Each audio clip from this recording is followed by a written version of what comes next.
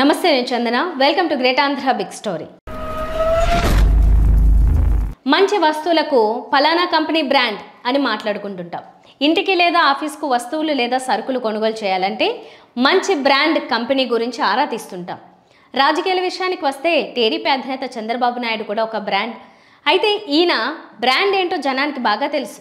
బాబు అనే political brand company గొప్పదని చాటి చెప్పడానికి ఎల్లో మీడియా చాలా కాలంగా మొక్కవోని దీక్షతో పనిచేస్తోంది. వర్తమాన భవిష్యత్ రాజకీయాలకు చంద్రబాబు ఓ ల్యాండ్ మార్క్గా మిగిలారు. విలువలేని రాజకీయాలకు ఆయన రోల్ మోడల్గా నిలిచారనడంలో అతిశయోక్తి లేదు. వ్యక్తిగత స్వార్థం కోసం దిగజారుడు రాజకీయాలకు పాల్పడేవారని పాతాళంతో పోల్చేవారు. చంద్రబాబు అవకాశవాద రాజకీయాలకు పెట్టింది పేరుగా నిలిచారు. 2014 ఎన్నికల్లో బీజేపీతో పొత్తు పెట్టుకుని అధికారంలోకి వచ్చిన చంద్రబాబు నాయుడు ఇటు రాష్ట్ర కేంద్ర కేబినెట్లలో అధికారాన్ని పంచుకున్నారు. 2019కి వచ్చేసరికి ప్రధాని మోదీపై తీవ్ర వ్యతిరేకత ఉందని భ్రమపడి ఆయనకు వ్యతిరేకంగా పనిచేస్తే మళ్లీ అధికారంలోకి రావచ్చని కలకన్నారు. ఆ కల కల్లైంది. మూడోసారి మోదీనే అధికారంలోకి వస్తారనే వాతావరణం కనిపించడంతో ఎలాగైనా బీజేపీతో పొత్తు కుదుర్చుకోవాలని కాళ్లా వేళ్లా పడ్డారు. చివరికి ఎన్డీఏ గూటికి చేరారు. బాబు అవకాశవాద రాజకీయాలను చూసిన తెలుగు సమాజం ఇప్పుడు ఆయన్ను ఏమీ అనటం లేదు. ఎందుకంటే ఆయన చూసి జనం అంతగా విసిగిపోయారు. అధపాతాళానికి దిగువకు దిగజారిన చంద్రబాబుతో పొత్తు పెట్టుకున్నోళ్లకైనా ఆత్మాభిమానం ఉండాల్సిన అవసరం లేదా అని ప్రశ్నిస్తున్నారు. ఎన్టీఆర్ను గద్దెదించడానికి లక్ష్మీ పార్వతిని అడ్డం పెట్టుకుని ఆయన చేసిన కుట్రలు అన్నీ ఇన్ని కావు. అప్పట్లో చంద్రబాబు గురించి ఎన్టీఆర్ విడుదల చేసిన ఆడియో ఇప్పటికీ ప్రకంపనలు సృష్టిస్తోంది. చంద్రబాబును అత్యంత నీచుడిగా ఎన్టీఆర్ లోకానికి చాటి చెప్పారు. చంద్రబాబుతో రాజకీయ స్నేహం ఎలా ఉంటుందో తెలిసి కూడా బీజేపీ పదే పదే పొత్తు పెట్టుకోవడాన్ని ఎలా అర్థం చేసుకోవాలి? బీజేపీ టీడీపీ మధ్య పొత్తు వల్ల లాభ నష్టాల గురించి కాసేపు పక్కన పెడదాం. కనీస నైతిక విలువ సంగతి ఏంటి? ఈ పొత్తు ఇచ్చే సందేశం ఏంటంటే రాజకీయాల్లో విలువలనేవి లేవు, అవసరాలు తప్ప మరేవి రాజకీయాల్లో పనిచేయవని ఆ రెండు పార్టీలు తేల్చి చెప్పాయి. గతంలో గుజరాత్లో అల్లర్ల సందర్భంగా మోదీని ముఖ్యమంత్రిగా తప్పించాలని ఏపీ ముఖ్యమంత్రిగా చంద్రబాబు నాయుడు డిమాండ్ చేశారు. నాడు ముస్లిం మైనారిటీల ఓట్ల కోసం మోదీపై భారీ విమర్శలు చేశారు. 2014కు వచ్చేసరికి విమర్శలన్నీ గాలికి కొట్టుకుపోయాయి. రెండు పార్టీలు పొత్తు కుదుర్చుకున్నాయి. ఓకే, అంతా బాగుంది. 4 ఏళ్లు అధికారం పంచుకున్నారు. ఆ తర్వాత మోదీని చంద్రబాబు తిట్టని తిట్టులేదు.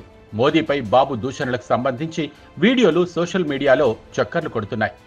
బాబు మాటల్లోని ఆణిముత్యాలు ఏంటంటే మోదీ దేశానికి వాచ్మెన్ కాదు, దగాకోరు. నరేంద్ర మోదీ కరడుగట్టిన ఉగ్రవాది, మంచివాడు కాదు. నరేంద్ర మోదీ ఈ దేశంలో ఉండటానికి అర్హత లేదు. ఏపీకి అన్యాయం చేసిన వ్యక్తి నరేంద్ర మోదీ. ఆంధ్రప్రదేశ్లో బీజేపీ లేదు. మనతో పొత్తు పెట్టుకున్నాక గెలిచారు. వాళ్లతో పొత్తు పెట్టుకోకపోతే మరో 15 సీట్లు గెలిచేవాళ్లం. మోదీకి సిగ్గుందా? సిగ్గు, లజ్జ, గౌరవం లేని వ్యక్తి, గ్రామస్థాయి కార్యకర్త ఈ నరేంద్ర మోదీ కంటే 1000 రెట్లు బెటర్ తమ్ముళ్ళు. అది ఆయన స్తోమత. ప్రధాని అబద్ధాలు, అసత్యాల కోరు. పొట్ట కొట్టినా నిజం ఎప్పుడూ మాట్లాడరు. కనీసం దండం పెడితే తిరిగి నమస్కారం పెట్టని సంస్కారం లేని వ్యక్తి నరేంద్ర మోదీ. భార్యనే చూసుకొని వాడు దేశాన్ని ఏం చూసుకుంటాడు అని గతంలో చంద్రబాబు నాయుడు అన్నారు. నరేంద్ర మోడీ కరుడుగట్టిన ఉగ్రవాది, మంచివాడు కాదు.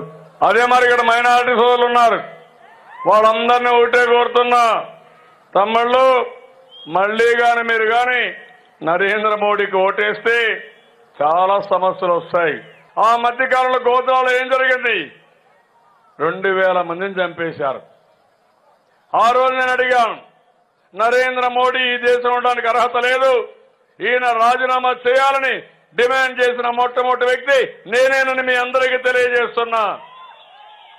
భార్యనే చూసుకునే వాడు దేశాన్ని ఏం చూసుకుంటాడు? కుటుంబాన్నే చూసుకునే వాడు దేశాన్ని ఏం చూసుకుంటానని అడిగాడు. మీరు కుటుంబాన్నే చూసుకోలేకుండా ఉంటే మీరు దేశాన్ని ఉద్ధరిస్తామంటే ఎవరు నమ్మతారని మిమ్మల్ని అడుగుతున్నా. మీకు నోరుండొచ్చు, అధికారం ఉండొచ్చు, ఈడీ ఉండొచ్చు, సిబిఐ ఉండొచ్చు, బెదిరించవచ్చు, భయభ్రాంతులు చేయొచ్చు. నిజం నిప్పు లాంటిది. మీకు అధికారం ఉందని మీరు దాడులు చేస్తే రేపు రాబోయే రోజుల్లో మీరు పారిపోయే రోజు దగ్గరలోనే ఉందని ప్రధానమంత్రి గారికి హెచ్చరిస్తున్నానని చెప్పి కూడా నేను మీకు తెలియజేస్తున్నా. ఎప్పుడు మాట్లాడినా ప్రధానమంత్రి నేనేదో వాచ్మ్యాన్ అంటాడు. ఈయన వాచ్మ్యాన్ కాదు, దగాకోరుగా తయారయ్యాడు. దేశాన్ని భ్రష్టు పట్టిస్తున్నాడు. అద్వానిని ఏం చేశారు తమ్ముళ్ళు? అందరూ వాచ్ చేశారున్నారు. ఇక్కడ అవునా కాదా అని మిమ్మల్ని అడుగుతున్నా.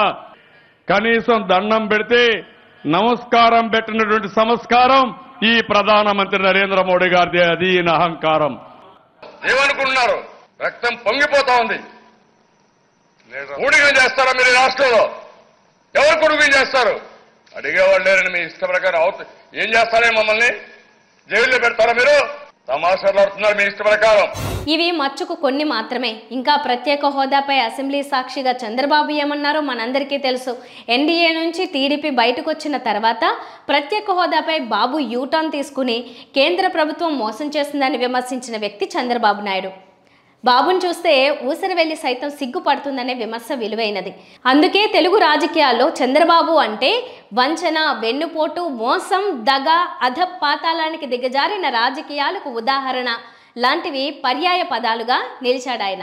చంద్రబాబు రాజకీయాల గురించి మాట్లాడుకోవటానికి సిగ్గేస్తుంది.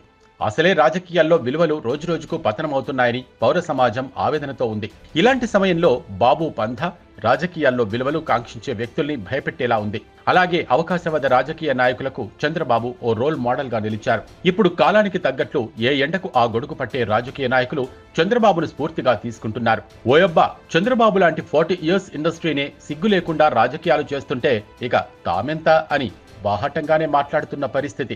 2019 ఎన్నికలకు ముందు ఎన్డీఏ నుంచి బయటకొచ్చి కాంగ్రెస్తో చట్టాపట్టాలేసుకుని తిరగడానికి దేశ ప్రయోజనాలని చంద్రబాబు అన్నారు. ఎట్టి పరిస్థితుల్లోనూ మరోసారి మోడీని ప్రధాని కానివ్వనని శపథం చేశారు. గల్లీ మొదలుకుని ఢిల్లీ వరకు బీజేపీకి వ్యతిరేకంగా ప్రభుత్వ సొమ్ముతో ధర్మ పోరాటాలు చేశారు. ఇప్పుడు ఎన్నికలు వచ్చేసరికి దేశం, రాష్ట్ర ప్రయోజనాల కోసం మోడీతో కలుస్తున్నట్టు చంద్రబాబు ప్రకటించారు. బాబుది నోరా తాటిమట్ట. తనను చూసి తెలుగు సమాజం నవ్వుకుంటుందనే ఆలోచనే చంద్రబాబుకు లేదు. నవ్వుకునే వాళ్లే సిగ్గుపడతారని ఆయన నమ్మకం. చంద్రబాబు అంతా డట్టిస్ట్ పొలిటీషియన్ లేరని కేసీఆర్ అన్న మాటలు ఇప్పటికీ ఎప్పటికీ సజీవంగానే ఉంటాయి. చంద్రబాబు రికార్డును ఇప్పట్లో బద్దలు కొట్టే నాయకుడు కనుచూపు మేరలో కనిపించడం లేదు. ఇది వాళ్ళ బిగ్ స్టోరీ. మరిన్ని టాపిక్స్తో కలుద్దాం. నమస్తే.